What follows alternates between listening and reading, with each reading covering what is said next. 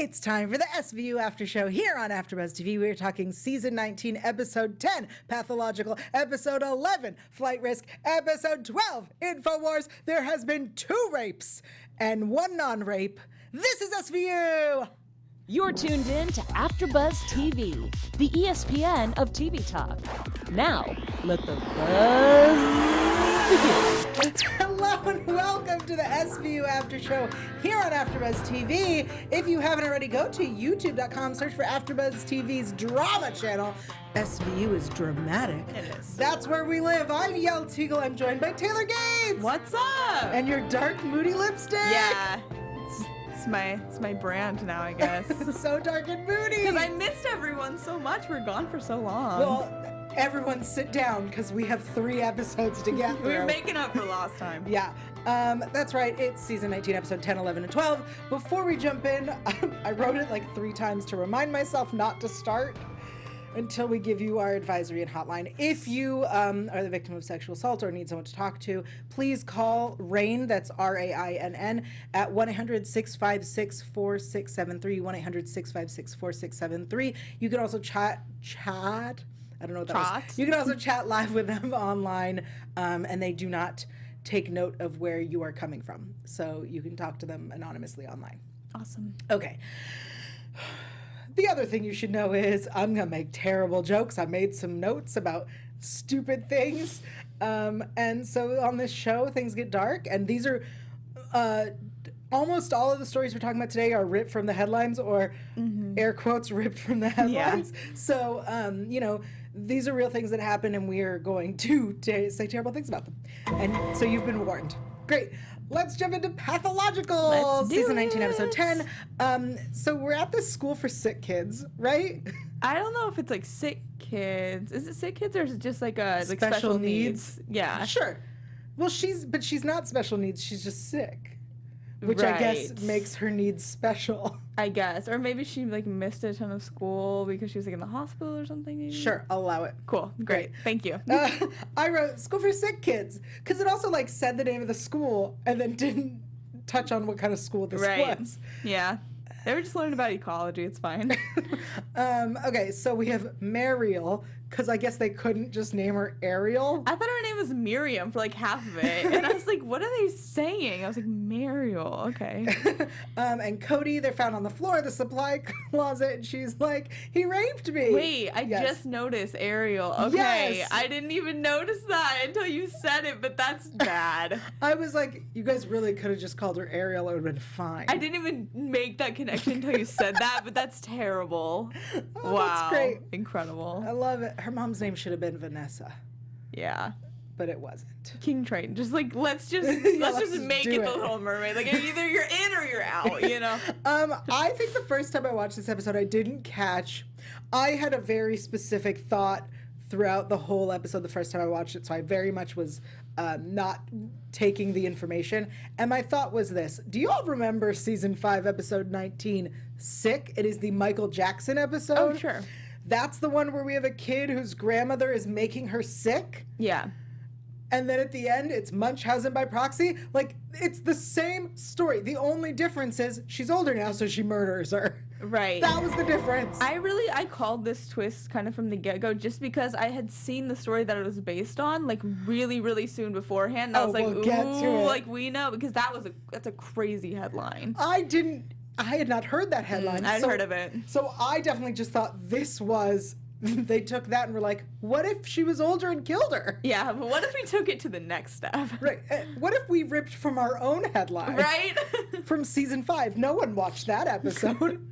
I did. Didn't exist. I love that episode. It's great. It was so good because it's Billy something and he doesn't have any pubes and that's how they can prove that it wasn't him because there's a pubic hair. It's a good episode. It's a great episode. This one, meh. All right, so Cody raped me. I love when then she's like, yeah, he put his penis in my vagina. And they're like, girl, what? Do you know what this means then? The fact that she thinks the word rape is, like, there's a question we should look into. Right? Yeah, how did she, yeah. Why does she think that sex is rape? I don't know. Maybe it's like from a few episodes ago, like she was watching like the Telemundo or whatever. Do you remember that? Like someone was watching a soap opera, and so the one where maybe she was watching a soap opera. The old lady. Yes. That's what I thought. I was like, maybe she found out through that. No, I definitely was like, that's a question we should look into, is why this 15-year-old, whatever, teenage girl thinks that all sex must be rape. Because that sounds like her mother told her that, you know? Right. Which probably is true. Which would still play into the whole... Anyway, that's all. So Rollins takes the talk screen to Melinda. You tweeted something brilliant about Melinda. Because Melinda is the most underrated character in SVU history, and I'm convinced. I was watching a marathon on USA like yesterday. I'm so surprised. Yeah, what? And I'm just like, wow, she's just like... She's so solid. Like, she's such a solid character. Mm-hmm. And, like, we cannot forget when she was stabbed and told Olivia how to, like, help her out when she was, like, dying. Like, what a queen. She also is in the whole Rudnick Yates situation when it's discovered that Rudnick was covering up his own crimes by being the medical examiner. Mm-hmm. And that she was like, well, he was the one who was promoted. I was like, what a great one line that gave us a whole story that we missed. I would have liked to have seen that she was going to get promoted and got passed over for a white man. Like, I want to see that. Give Melinda the spinoff she deserves. She's currently busy on AMC's Dietland. Well, you know what? She can do both. I believe in her. On Dietland. If you haven't seen her in that, she's so good. She's amazing. She's amazing.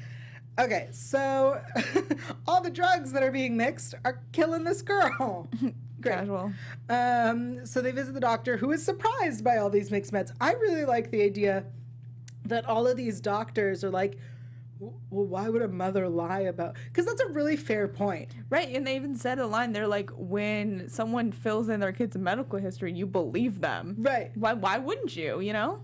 It makes me wonder why wouldn't you tell the truth on those? It's always one of those things when people are like, oh, like I smoke a lot of pot, but I would never tell my doctor that. And I'm like, your doctor doesn't care. Yeah. But they need to know so that... My mom would always tell me to exaggerate at the doctor, though. What? Because she's like, they're not going to take you seriously if you don't. So I'm like, this lady, like, obviously took it way extreme, but lying to your doctor, like, exaggerating symptoms, like, it's a normal thing. I don't think so. It is. Nope, I think you're wrong. I think it's right. Vote. Tweet us. Yeah. I'm serious. Like, because my mom would be like, make sure you, like, tell them everything that's wrong. Like, tell them your throat is really sore, even if it was, like, only sort of sore. Okay. This is why when you're like, I have a headache, and they're like, I'm sure you're fine. It's because people come in and are like, my head is going to explode. And then it turns out they're fine. To be fair, though, I'm, like, one of those people that just, like, really plays down stuff. So it's like, you know, be honest. I don't know. We can get in a whole discussion about how doctors don't take women's health seriously. I'll tell you about that later. All right, so they go to the dad and ask for permission to see the records. And we discover that it's Munchausen by proxy. I'm so surprised. What? I've seen season 5, so I'm not surprised at all. So Ben said questions. The mom, I'm really rushing through this. It's all right. And the mom runs out, and then Mariel has a seizure. She doesn't have muscular dystrophy or a seizure disorder. And then her mom gets out of jail and comes to visit a hospital while she's getting better. Where are the nurses? Yeah. She's legitimately ripping an IV from her arm. I'm like, there has to be staff. And the dad then comes in. I was like, where have you been? Right. You left this girl years ago. And now she's in your life and you're like, it was just like too hard. Whatever, dude. I was assuming it was something like, that the mom told the dad, like, you're not being supportive enough or something if you can't help her get out of our lives. Like, I assumed that his leaving was a direct response to the mother. I think partially it was. But it really came off as like, I didn't want to deal with it. Sick kids are hard. Yeah. What a douche. Yeah, really. Oh, she's healthy? Yeah, all right. Okay, come on. Go on over. So Mariel calls Rollins after she kills her mom. I liked Rollins in this episode. Did you? I did. Okay, why? I don't know. I just I like it when we see Rollins like involved with the victims. Because I feel like that was Olivia's, like, thing for so long. And I obviously still love it when, you know, Olivia does. But I don't know. I think Rollins is always, like, brings an interesting sort of, like, flair to it, you know? I like it, except for when it has to do with, like, moms or sisters. Oh, yeah, or because addiction. we always get, like, oh, I should call my terrible mom and my terrible sister. It's like, they suck. Like, cut them off. Yeah. She's like, well, your mom is your mom. No. No. She's that the woman worst. is abusive. Munchausen by proxy, people. Okay, so she calls Rollins, and Rollins and Creasy find the mom dead. She goes, you're too late. I killed her. Loved it. Let's take it to court. For those who didn't recognize Muzam Makar, I'm sorry that I butchered her name, that's the woman who is Reina Punjabi in the Gamergate episode, which is 1614 Intimidation game. I speak words. Which you love and everyone on IMDb hates. It's the lowest rated episode on IMDb. Fun fact for you. Bigger fun fact, the reason that is because all of the gamer boys went and were like, you insulted us. For sure. It's just jarring when you're scrolling down. It's like 8.6, like 9.2, 2.6 or something. It's like, whoa, people hated this. Yeah, but she was great. And so she was the lawyer in this case, defending Mariel. So turns out what Mariel discovered on the computer at the hospital. Tell me, have you ever used a computer at a hospital? No. Do they have labs and stuff? I've never heard of this. It's not a hotel. This is a good question. I didn't really even like register that, but that's a fair point. Also, this is an episode from this last season in 2017/2018. Quick question. Phone? I bet she doesn't have one. I bet her mom cut her off from the world. But she's now with father. That's a good point. Use his phone. I feel like father just, I love how we're talking like this. I feel like father is like not intelligent enough to get her a phone. Like, no, come on. You're in the hospital and you're all alone. What could you do? Oh, that's right. Play on a phone. I was somewhere where they took away my phone and I was gonna have a panic attack. Yeah. So I can't imagine that he was like, I don't want to talk to you. Hey, have you played on a phone? Right. Yeah, I don't know. I need to know more about this guy. He just doesn't seem like he's the most, like, you know, in tune with what the kids want. So what she discovered when she was on the computer at the hospital that I don't believe exists is that there is no treatment for this, for Munchausen by proxy, and that it's a minimum, her mother would be getting minimum 1 year. Yeah. While she did that, she also binged The Little Mermaid. Like, binged it. Like, she watched it 7 times. I'm like, whoa. I can only watch, like, 7 episodes of something. I don't think I could watch the same movie. I once saw Finding Nemo 4 times in a row and wanted to shoot myself. Wait, I need a little bit of background on this. I was babysitting. It was the only thing they had. Literally the only thing to watch. Okay, fair enough. So I watched it with audio commentary, and then I watched all the bonus features. Dude, yes. I had time to kill. Okay, so she says, I'm glad I did it. I'm not sorry. And then we have this Barba on the phone in the elevator situation. What did you think about this whole, like, he doesn't really want her to go to jail, but he also wants her to be punished? So he just makes there be a mistrial. He's like, I don't want her to get life, but that's the law. Right. Oh, I didn't see you there as I walked straight towards you. I liked it. Like, it was dumb, but I thought it was, like, kind of smart at the same time. Yeah, watching it at the same time as watching InfoWars. That's what I was just going to say. I was like, this is a lot of Barba just kind of, you know, throwing things out. Yeah. All right, so that's the main plot of Pathological. There's also some Noah crap. Things about Noah. He's having nightmares. Benson is on leave because of all the Sheila stuff. I like that it's continuing. Yeah, I like that she's on leave yet still came in. Right. Okay, but the thing is, yes, the Sheila thing, traumatic. Mm-hmm. She's been through more traumatic stuff than this without leave. The kid hasn't. I guess. So she's there for the kid. She's on leave for him. Does Noah care that much, though? Yeah, he's having nightmares and calling for her, which is weird. Because, like, I feel like the proper response would be, like, in the morning being like, hey, can I see Sheila today? Like, no, we're not going to see her for a while. Why? Like, that makes sense to me. Yeah. Not calling out for her in his sleep. Yeah. Because she also, like, he wasn't even aware that he was kidnapped. Right. Yeah, I don't know. I don't know, I like the Olivia and Noah relationship. Like, I think it's cute that she has a kid now. She's wanted one forever. I can't. But I feel like their scenes are always just like a little bit awkward feeling for some reason. Like maybe a little forced or something. I don't know. Maybe. I really did enjoy though that Eddie the elephant was in prison for stealing the ice cream. Oh yeah, that was great. I don't know why that moment, I was like, that would be what happens in her house, is that her child... Honestly, I loved that moment too, and I love how, like, I love it whenever Barwa comes over and, like, just makes some snide comment about the kid. But he also was like, yeah. Good. He should be. Justice. Okay, real quick, I'm going to tell you about the case that this is based on, and then we're going to move on to the next episode. Let's do it. Okay, so this is based on the murder... Sorry, everybody. Murder of Dee Dee Blanchard. Dee Dee. One name, Dee Dee. Okay.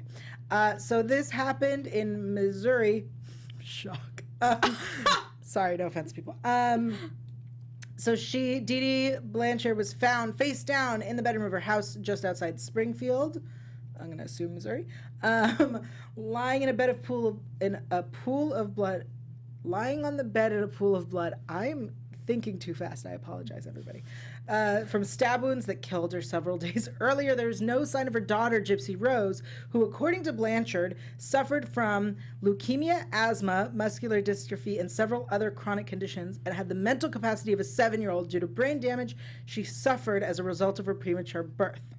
The neighbors notified the police because they were concerned about a post that they saw on Facebook earlier in the evening, that Dee Dee might be in trouble. They were fearful also that Gypsy Rose, whose wheelchair and medications were still in the house, might have been abducted.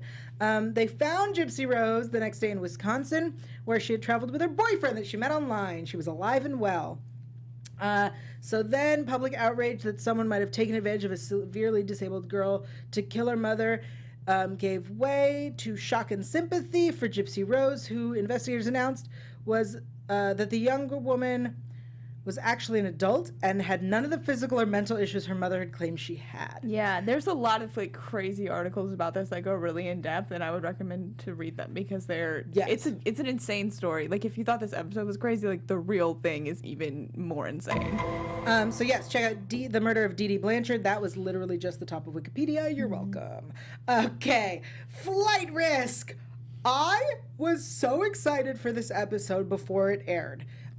It's season 19, episode 11. This is the episode that they were touting as the Harvey Weinstein episode. Air quotes on that for those listening. The most disappointing part is that I felt like it took nothing from the Harvey Weinstein saga. See, I could see like basic similarities, but the fact that they took it out of Hollywood and put it into the entire like airline industry, that changes it completely. But there were a lot of things they could have done better to connect it. So main plot is we meet Tara, who is not a pilot, a co-pilot. I don't know the hierarchy of pilots. She is flying a plane.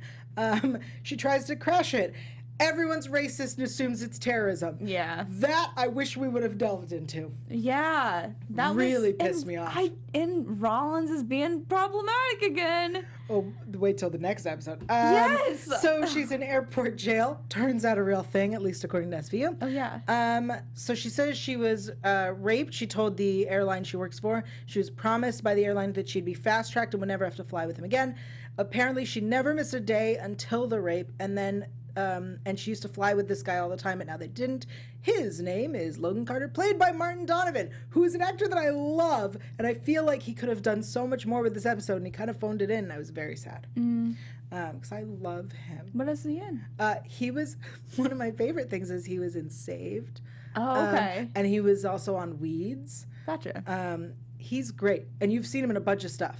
I thought the girl that came off. I thought the girl that played Tara did a really good job. Oh, amazing. Yeah. Okay, so Optimum Air, which feels kind of like it's trying to be a Virgin Airlines, right? Because it's like hip and young and sexy or something. It's like really, their posters were ridiculous though. Like the graphic designer should be fired because it's just like a woman laying sexy and just like an airplane just like right on top of, like, that's not even clever. That's just like. But did you not see the tagline? You're on top?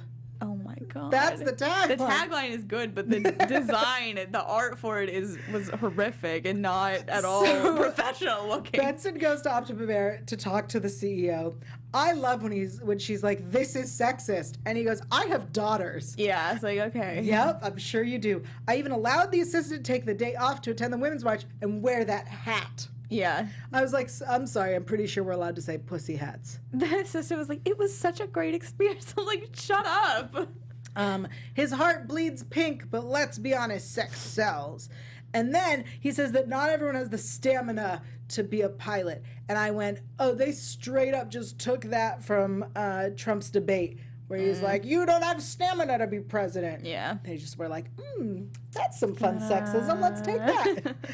All right. So HR was covering everything up and saying that she was sloppy and drinking. We meet a flight attendant who says that Logan is rigid and that Tara messed up and that there was a rumor about this Instagram post picture thing. Which, like, never really came into fruition. So she said, so Tara reveals later that he smacked her ass and she yelled at him, and that's when the Instagram post became a thing. Right.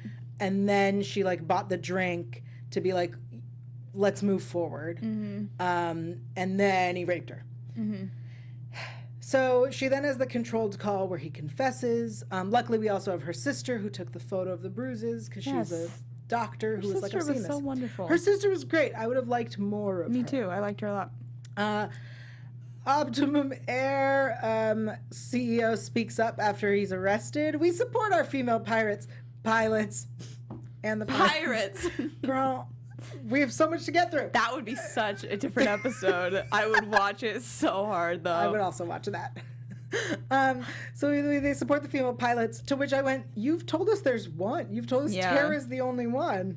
Can we just back up 1 second? Yeah, because absolutely. I love this line because I thought it was hysterical. When Dodds was like, be careful, Olivia, like, this is going to rain down. And she said, my umbrella is plenty big.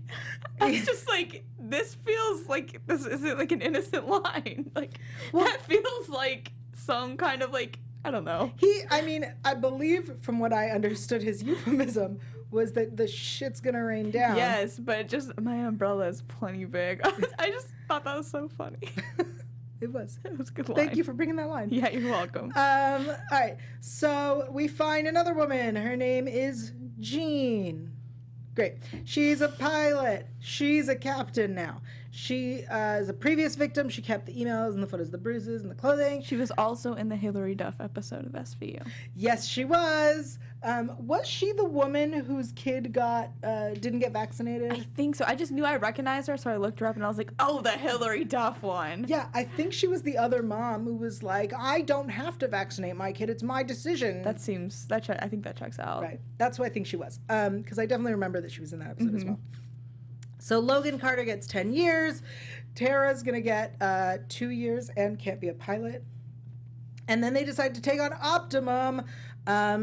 Jean goes to the grand jury. The flight attendant says that she defended the company, but the pilots were worse than the passengers. But she would complain, and then they would cut her hours.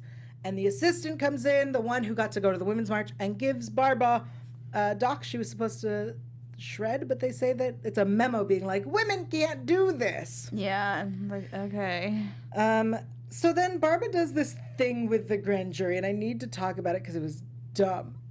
Where he like is trying to explain to them, he's like using them to give an example. Right. And he's like, your opinion doesn't matter. And we had to bring you, he says to the black woman. Like, I understood what he was doing, but he didn't then say, like, this is just like that. He then he was just like, switched to, and thus we must find them guilty or whatever. And I was like, no. Like, well, you have to apologize. Like, right. Even if you didn't mean it, like explain yourself. Obviously, you understand that what I was doing, right? He didn't. No. And I was like, oh, someone cut a line from this. Yeah, and I was like, it was a line that needed to be in. Yeah. I thought that was the dumbest thing. Yeah, I mean, I thought it was like nice and theatrical, but I agree, like they needed a bridge. It could have been, but it was missing the bridge. Yeah. Okay, let's talk real quick about the Finn to Dodds situation, because I remember the first time I watched this episode, I was very confused about this interaction. I still have no idea what's going on, so please Upon help me. rewatch, so Finn says to Dodds, "What are your intentions regarding Liv?" And then he says, she's the only one who can do this job. But the rumors are that 1PP has asked Dodds to interview someone to replace her. And Dodds' response is, 2 weeks ago, I wasn't sure she was coming back. She wasn't sure she was coming back. So the memo that he shows, if I understand correctly, is that while she left to deal with Noah's nightmares because of the kidnapping, Dodds was told from higher up, listen, this woman is obviously, her child is more important and is not here. She can't do the job. See if we can find someone else to replace her for SVU. And I believe this comes into play later in another episode where the memo's brought up, or Dodds and Finn or something. Okay. I think it's brought back up. So Finn says to him, just want to make sure we understand each other. My question is, why not make that super clear? Like, why are we being all hidey and like vague about it? Because I think they thought it was clear. How? But it wasn't. How did we think that was clear? Because I didn't even understand it the first time. So I definitely didn't understand until you just told me. Okay, so real quick, this story is from the headlines of Harvey Weinstein, and my biggest complaint is what I expected, right, if we were gonna do a Harvey story, is that all of the flight attendants then on the grand jury were like, he also raped me. Right. He also raped me. Like, that would have been, that's clearly... Instead, they, like, attacked the culture aspect of it. Which I think, like, or this other airline comes forward and has the same situation. I think that there was... What they missed was that the Harvey story was not one person. Right. I think, yeah, that's a good point. I do like the fact that they said it in this airline industry, though, because I actually had no idea about any of this stuff. Like, I didn't really realize that it was a male-dominated industry. Like, it makes sense now that I think about it, but that's not something that I, like, ever had really thought about. But it all, like, makes a lot of sense, and I think that was cool that they, like, kind of shed a light on it, because if they would have done it in Hollywood, like, that would have been cool. But I mean, I think that we all know that from like the news stories now. But I thought this was a neat choice. I agree. I think changing the industry works. I think to if you're going to claim this is that story, I think there needed to be more victims, because there are. Like, if it would have ended with another airline coming in being like, we got to tell you about our problem. Yeah. Or all the flight attendants being like, us too. Yeah. You know, I agree. That would have been maybe been more impactful. Not to sound terrible, but we needed more victims. Yeah. More women should have been raped. Going to claim it's the Harvey Weinstein story. I agree. Right. Thank you. Yeah. All right. InfoWars takes place at Hudson University. Is anyone shocked? My favorite line is at the end. I think I know exactly what you're talking about. She says, I know I'm not the first or last girl who won't get justice after being raped at Hudson University. I think that was like a wink, maybe. I was like, true. They know that that's the place. All right, so guest star Rhea Seehorn is Martha Cobb, who's a conservative alt-right speaker. So she was wonderful. Like, she played this role so well. I agree. She killed it. This, I believe, was ripped from the headlines. There are big old air quotes on that. From Charlottesville and just all the headlines. Yeah. So she's speaking at Hudson because the Young Conservative Club invited her. They didn't turn away the KKK and neo-Nazis when they came. They were like, yeah, that's fine. And then the other counter-protest group decided, well, we're not going to turn away the Antifa if they come. Like, why not? Yeah. So it turned into, I want to say a bloodbath, but nobody died. Yeah, it was just violent. Yeah. So Martha Cobb gets assaulted by a sign. The protest stick sign. Sign pole. Very good use of language. Good thing we're talkers. So we're trying to figure out who did it. It comes down to two people. We've got Justin, who is part of the anti-Trump, and then Randy, who is a supporter of Martha Cobb, aside from the fact that she's a woman. So, but she wears a dress, so it's fine that she has a job. I was like, right, and she knows that her responsibility is to serve her man. Yeah. Okay. I want to talk real quick about Rollins being like, Martha's not 100% wrong. For those on the audio podcast, you missed the eye roll. It's like a real deep eye roll. I would say this. I wish it would have been brought up that, like, Rollins is from the South. Mm-hmm. You know, like, it would make sense that she'd be like, she's got some good ideas. They kind of, like, introduced it, and then Olivia's like, we're never talking about this again. Right. It's like, Olivia, we need some open dialogue. Speaking of Olivia, I really like the Martha versus Olivia interactions. I like when she says, do you people ever stop with the empathy? Because, like, no, have you met Benson? Yeah, that's her thing. Right, even if she hates you, like, she's on your side. Exactly. I don't understand how you could be anti that. You know? Exactly. I was like, I like that they're making her character, like, sort of, like, skeptical and, like, different than a lot of the other.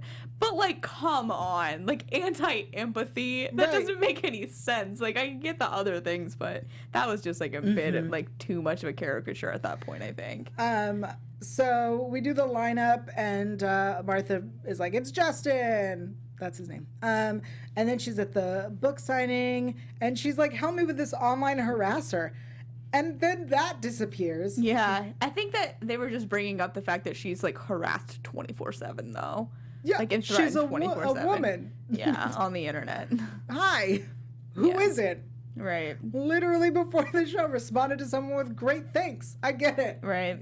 All right. So they're looking at other men from the brawl, and she recognizes Randy Platt, who I'm just going to point out, another repeat offender, played by Jonathan Judge Russo, who was in 17 episode 8, Melancholy Pursuit, which is the one where the girl is kidnapped and then found, and she's dead, and it's all these brothers on City Island, and Ray Marino is the father who, like, fathered all of these kids. Okay, yeah. He's the one who did it on that one. So same her. Just saying. Yeah. Which is fun. So for those who haven't seen that after show, you really should, because that little girl liked swimming and cats. As one does. Yep. So watch that after show because it's great. Season 17, episode 8. Lauren had a great time with that one. All right. So Randy has this video rant where he hates women, but still, everyone else. Yeah, but still supports Martha Cobb. And then Carisi and Rollins visit Randy's mom's house. I love how Carisi gets into that house. I just think my injury's flaring up because of the cold weather. my come on injury in the line of duty. Yeah. Specifically, the line of duty, yeah. So then the fire, whatever, is thrown in. We have Justin's testimony where he basically comes off as a jerk face who could have done it. And then we have Randy's testimony when they ask who he would purge. Yeah. It's like, whoa. I can't believe the judge was like, sure, that's a fine question. Well, I like that the judge was like, I got to see where this is going. And I think my favorite is he goes, that guy, I don't know if he's a Jew or a homosexual. We'd have to do some testing. I really wanted that guy to be like, both. Right? That would have been the best. Right? Both. That's what I wanted. Great. So then it turns out that Randy was rejected by Martha Cobb and she never mentioned it. And then we have another Martha versus Benson. I say round 2 in my notes. And she's like, can we just talk like normal humans? Yeah. Like, Benson just wants to talk to you. Right? Like, that's how she talks to normal people. I don't think she was doing anything out of the ordinary. I think she wants to help you out here. It feels like she was trying to convince herself to, like, okay, I don't need to be on right now. Right. But instead it was, you were so nice, can you stop for a second? Yeah. How dare you be on my side all the time? So she doesn't know what happened after she got hit on the head. She doesn't know exactly who raped her. So Barbara decides to drop the charges. Has that ever happened on the show before? Like no. Inside the courtroom? Only when somebody admitted that they did it on the stand, and you can't. That's kind of a given, right? But like in this situation, I was like, can you even do that? Like, yeah, well, because I mean, he can't win either of those cases. Yeah. Because we've definitely had it where we haven't gone to trial because he knows he can't. Right. This was just like like the timing of it. I was like shook by it. I liked the moment where Carisi was like bummed that it wasn't Randy, and Finn was like, "I learned a long time ago not to bring politics into this." Yeah. What did you think of that? That idea? Like, who did you think did it?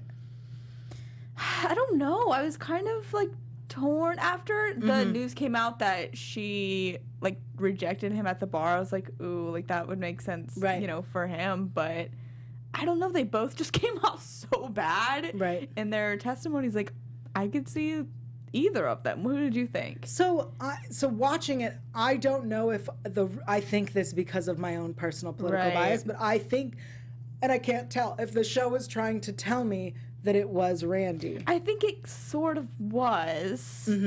I want to say that, but that's kind of like, I don't love that message. Like, oh, she just made it up to further her agenda. Like, I guess that's an interesting story, but but she doesn't know, and I think that's the idea. Right. Is that she doesn't know, so she's gonna believe.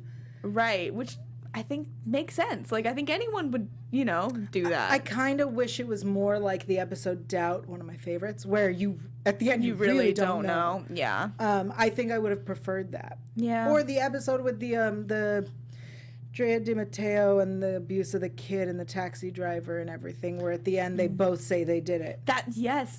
I was like, what if they, like, worked together? Right. Like, I wonder. So I wanted more. That would have been crazy. More of a we don't know what happened. Either like a firm resolution or like absolutely no clue. Like we had sort of like probably like a 60-40. Like it was probably the you know conservative guy. Yeah.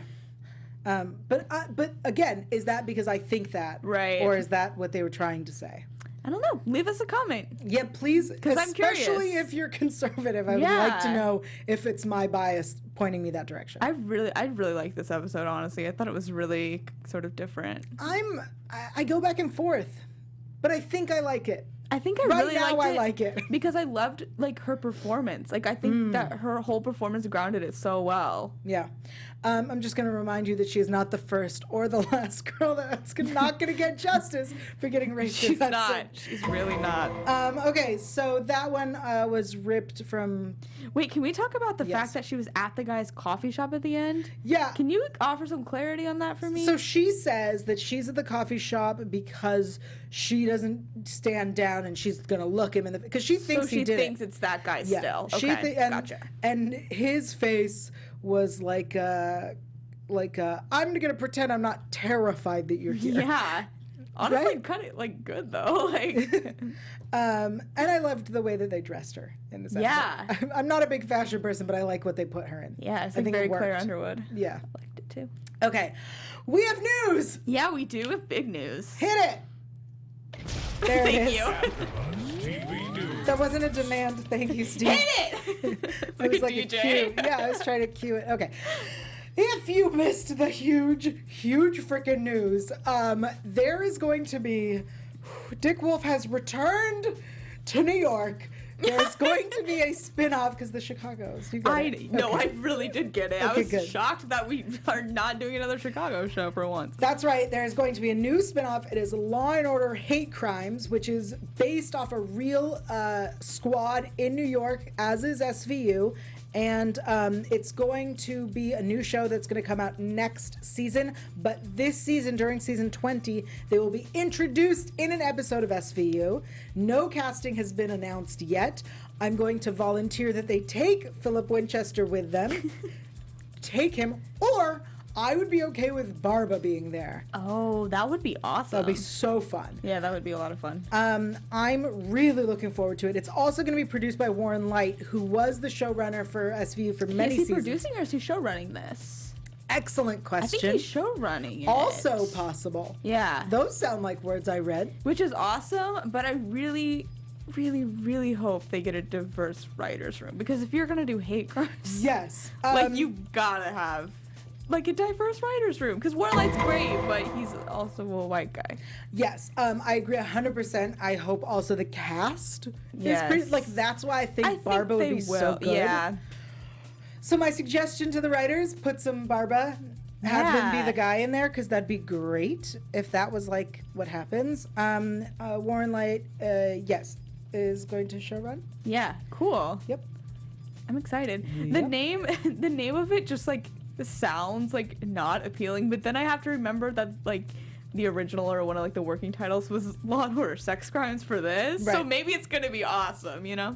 I'm really excited, especially because it gives us opportunity for these great crossovers Yeah. that don't require Chicago. Exactly. Because I didn't watch the Chicago show, so every crossover I was like, what is happening? But I am gonna definitely give this one a shot. I will also check it out. I cannot guarantee that I will watch a bunch of episodes. Maybe we'll love it. Maybe. Probably not. All right. So that is our big news. Also, the schedule. Going forward, instead of predictions, here's what we're giving you. Next week, September 13th, we are doing Undiscovered Country, which is season 19, episode 13, and Chasing Demons, which is season 19, episode 14. On September 20th, we're doing In Loco Parentis, which is episode 19. Season 19, episode 15. Guys, I'm so sorry. And Dare, season 19, episode 16. And then September 27th, we will be back for the 2-hour season 20 premiere of SVU. And next week we will return to Thursdays at 8 o'clock, our normal time. Awesome. Until then, Taylor, where can everyone find you? You guys can find me on Twitter at alphaba_Ann. I also have a little poll. It's just which one of these 3 episodes that we talked about was your favorite, because I'm very curious to know. I thought they were all pretty solid.